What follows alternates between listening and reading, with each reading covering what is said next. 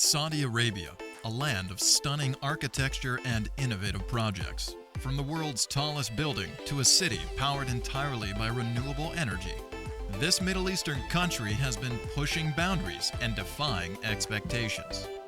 But while they've made incredible strides in some areas, there's one project that has been causing shockwaves around the world. It's called The Line, a futuristic linear city with promises of no cars, no streets, and no carbon emissions. What do we know about this city, and why is it being built? And how will this city redefine urban living, and what can we expect to see? More importantly, is it even possible? We're eager to know all of this, but also, more importantly, why is it that experts think this project is doomed to fail? Keep watching to discover why a city like this will be impossible to build and why Mohammed bin Salman's plans are doomed to fail. Here's what we know about this futuristic linear city. As part of the plans to diversify the Saudi economy by 2030, the Saudi government, led by Crown Prince Mohammed bin Salman, launched Neom, a futuristic mega project in 2016. The main components of Neom are Oxagon, a floating port city, Trojana, a ski resort in the desert, and The Line, a 170-kilometer-long linear city that'll redefine urban development. The Line, which is the focus of this video, is a 170-kilometer-long, 200-meter-wide linear city stretching from the coast of the Red Sea into the Arabian Desert. The line will be fenced in by two 500-meter-tall reflective glass walls. So imagine two 500-meter-tall skyscrapers stretching through 170 kilometers of desert. Impressive, right? While many people, including experts, were doubting the feasibility of such an ambitious project, drone footage showing the commencement of construction was released in late 2022. The footage showed a large ditch being dug by excavators through the desert. For supporters of the project, it was progress at last. Now that you know the line's background, let's talk about Saudi Arabia's plans for this multi-billion-dollar investment. Crown Prince bin Salman claimed that the line will redefine urban life and how cities are built. How will this happen? Also, what can we expect to see in the line? According to plans, the line will have a footprint of only 34 square kilometers. This is an area 49 times smaller than London, England, which covers approximately 1,600 square kilometers. It will accommodate 9 million people. Is that even realistic? Well, that sounds crazy. The line's visionaries already have an answer for this question. Squeezing 9 million people into the relatively small area will be made possible by building vertically. The line will take the concept of vertical urbanism, building upwards instead of outwards, to a level that has never been attempted before. The plan is to show that building upward on a large scale is possible. So we are asking, would you like to live in this type of city? The city will be divided into self-sufficient modules or communities of about 80,000 people. Residents will have access to all facilities within a 5-mile walk. The facilities will include schools, offices, shopping centers, medical facilities, recreational facilities, and green spaces, all within reach thanks to the city's vertical nature. There will be a high-speed rail, the spine, with an end-to-end transit of 20 minutes. The rail link is part of a vast infrastructure network of sustainable mobility, an entire transport system with zero pollution and zero waiting times. There will be no roads and therefore no cars or emissions. The line will run on 100% renewable energy and 95% of land will be preserved for nature. The city will consist of 3 layers, one on the surface for residents, one underground for infrastructure, and another underground for transportation. Artificial intelligence will monitor the city and use predictive and data models to find ways to improve daily life for its citizens, with residents being paid for submitting data to the line. You're watching Innovative Builds, because life's too short to watch boring builds. By hitting that subscribe button now and enabling notifications, this allows us to continue bringing incredible content directly to you. Now, back to why the line is doomed to fail. Despite all these beautiful plans and more beautiful images, there are many people who say the line is only a dream and it will never come to life. Let's see why the line is said to be impossible to build. Why is it really doomed to fail? There are a few reasons the line will not become a reality. Number 1, the technology just doesn't exist yet. Can you imagine having a magnificent city of lights, tech, and wonder all on paper but never being able to bring it to life due to a lack of the tools available in your time? That's exactly the situation with the line.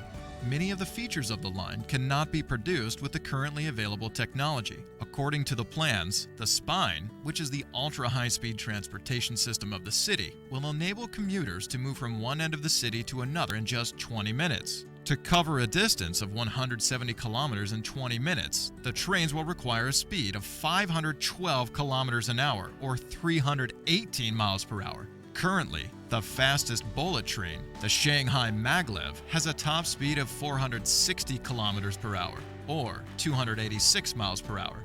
The fastest Hyperloop train has hit speeds of 463 kilometers an hour, 288 miles per hour while empty. Clearly, we aren't quite there yet. However, it is still in development and requires many more years before it becomes commercially available. Hyperloop technology is also insanely expensive. But don't you wonder, what lengths would Saudi Arabia go to see the best innovative build of all time come to life on their soil?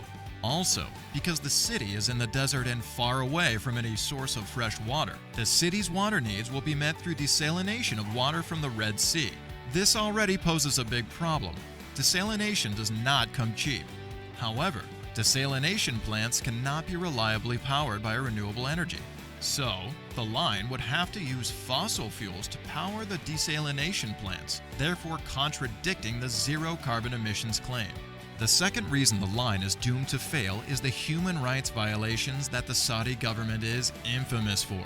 There is a scrutiny of the actions of the Saudi government in pursuing the project. The Saudi government has forcibly and violently evicted the indigenous Hawattat tribe from the region. About 20,000 members of the tribe were unceremoniously evicted from their ancestral lands. Those that have resisted have either been killed or imprisoned.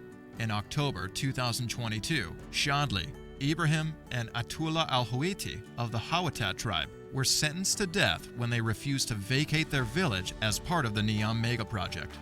Shadli al-Huwaiti was the brother of Abdul Rahim al-Huwaiti, who was shot dead by security forces in April 2020 in his home in Al-Qariba, in the part of Tabuk province earmarked for the line, after he posted videos on social media opposing the displacement of local residents to make way for the project.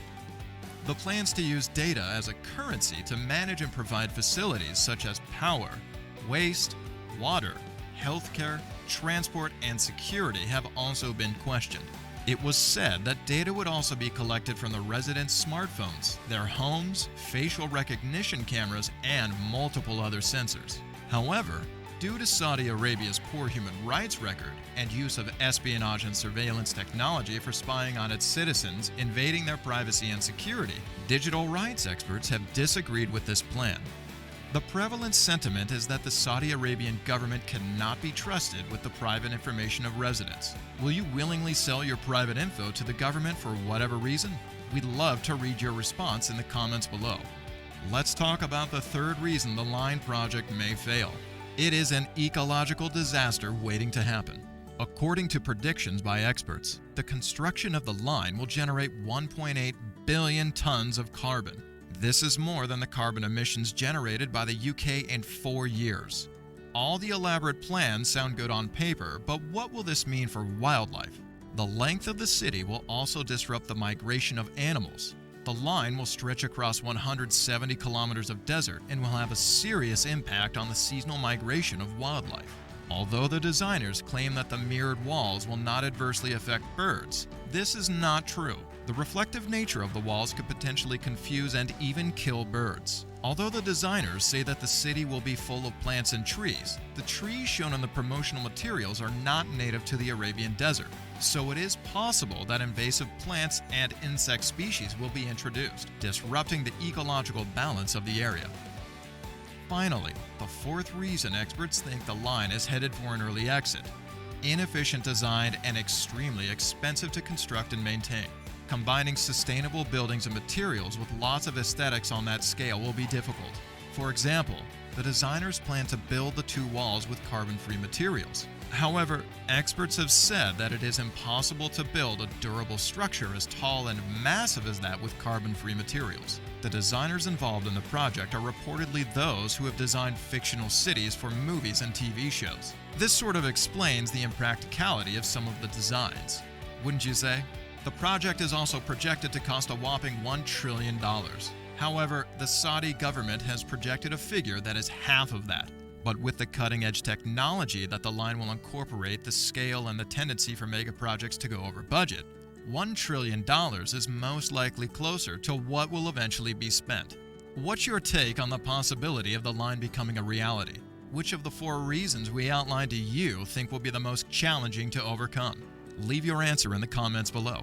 Before you leave, check out another insane project that was announced in Saudi Arabia, the Cube, and we'll uncover why this $800 billion project could be causing controversy that may derail it altogether.